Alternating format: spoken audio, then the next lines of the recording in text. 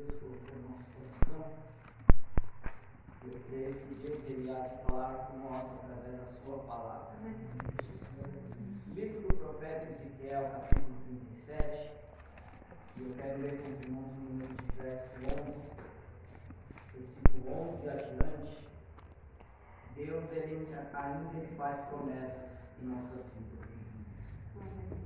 Não tem nada perdido para Deus. O versículo 11 diz assim: Então me disse, filho do homem, estes ossos são toda a casa de Israel.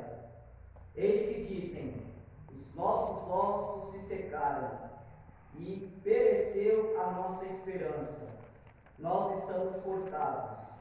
Portanto, profetiza e dize-lhes, assim diz o Senhor Jeová, eis que eu abrirei as vossas sepulturas, e vos farei sair das vossas sepulturas, ó povo meu, e vos trarei a terra de Israel. E sabereis que eu sou o Senhor, quando eu abrir as vossas sepulturas, e vos fazer sair das vossas sepulturas, ó povo meu. E porei em vós o meu espírito, e vivereis, e vos porei na vossa terra, e saberei que eu, o Senhor, disse isso, eu fiz, diz o Senhor. Amém? Amém. Irmãos, é muito conhecido essa passagem bíblica, e a gente olhando para isso, a gente vê que essa profecia que foi dirigida de Deus para o profeta Ezequiel, a gente sabemos que o contexto daqui fala sobre Israel, que não é para nós, mas dentro disso a gente pode extrair lições para nós. Em partes, meus irmãos, olhando para Ezequiel capítulo 37, uma parte já foi realizada dentro dessa profecia, porque o povo andava disperso, o povo estava longe da terra, mas o Senhor, com misericórdia, em partes deste capítulo 37, ele fez com que o povo voltasse de novo à sua terra. Porém, o povo ainda não tem o Espírito de Deus. É interessante que no livro do profeta Isaías, capítulo 66, verso 8, há uma profecia que já foi realizada por Deus. Quando, ali no capítulo 66, verso 8, quando Deus fala para o profeta Isaías, poderia uma nação nascer em um só dia? E é interessante que em 1948, em um voto de um brasileiro chamado Osvaldo Aranha, ele deu o voto ali para que Israel voltasse a ser nação, a voltar às suas terras. Então, em parte, o capítulo 37 já foi concluído, mas falta outra parte, aonde o Senhor ele disse, onde nós lemos aqui, que ele ponharia sobre eles o Espírito Santo. A gente sabe que isso vai somente acontecer no milênio. Mas, aplicando essa palavra para nós, é interessante que, assim como os outros profetas, cada um profeta tinha uma experiência com Deus. A gente falamos um tempo aqui sobre o Jeremias. O Jeremias, ele era um homem que foi chamado por Deus, e é interessante que veio sobre ele a palavra. Só que Ezequiel era um profeta um pouco diferente. Se a gente fosse olhar para a cultura judaica, até os dias de hoje, os judeus, ele tem uma certa admiração pelo profeta Ezequiel. Eles têm mais um apego pelo profeta Ezequiel. E é interessante que o profeta Ezequiel, ele teve uma experiência com Deus muito grande. E dentro de uma delas, era um homem que Deus falava com ele em muitas visões.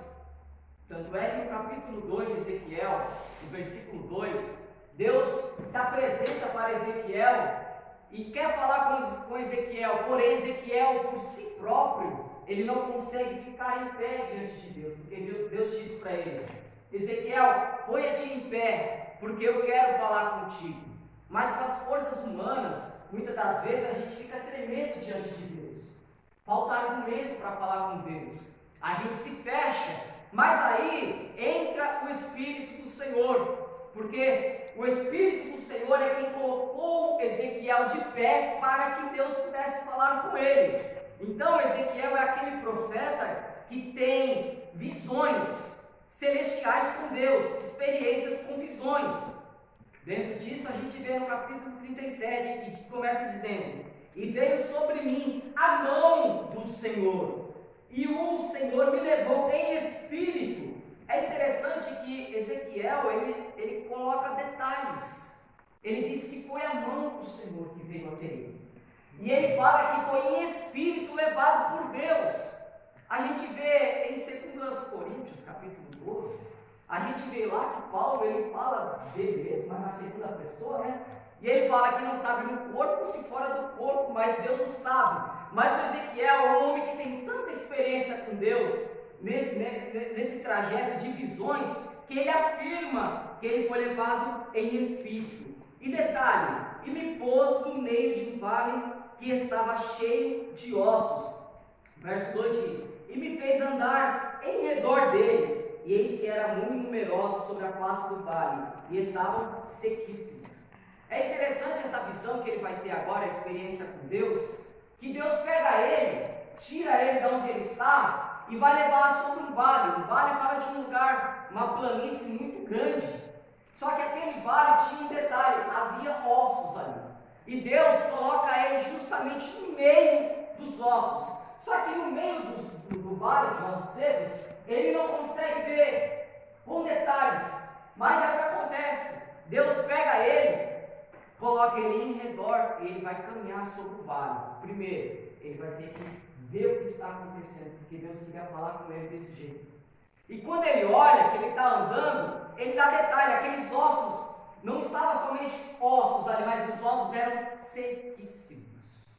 Ou seja, dentro da medicina, fala que os ossos é sequíssimo, fala que eles não têm mais o tutano, né? Então qualquer coisa, se você tocar neles, eles esfarelam. Só que Deus é tão cuidadoso dentro da visão, que Deus, quando coloca o profeta bem no meio, ele não poderia caminhar entre os ossos, porque o lugar era numeroso de ossos. Então Deus coloca ele ao redor para ele andar em volta. E quando ele se depara com aquela situação que Deus queria que ele sentisse o que Deus estava sentindo, é interessante que, com certeza, olhando para aquilo, ele ficou assustado com aquela visão. Se fosse nós no lugar do profeta Ezequiel, eu não tenho dúvida que a gente ia ficar assustado com a situação. Aí Deus pega e fala: Ezequiel, filho do homem, poderão esses ossos reviver?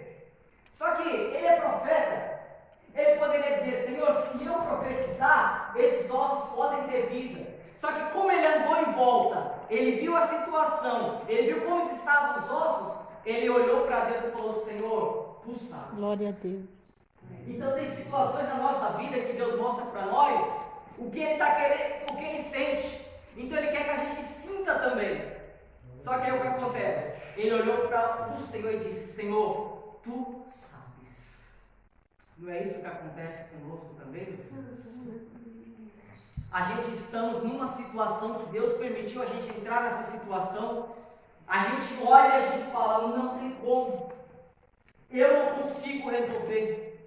Olhando com outro olhar, a gente, digamos assim, não tem mais jeito. Acabou. Só que quem dá a última palavra é o Senhor.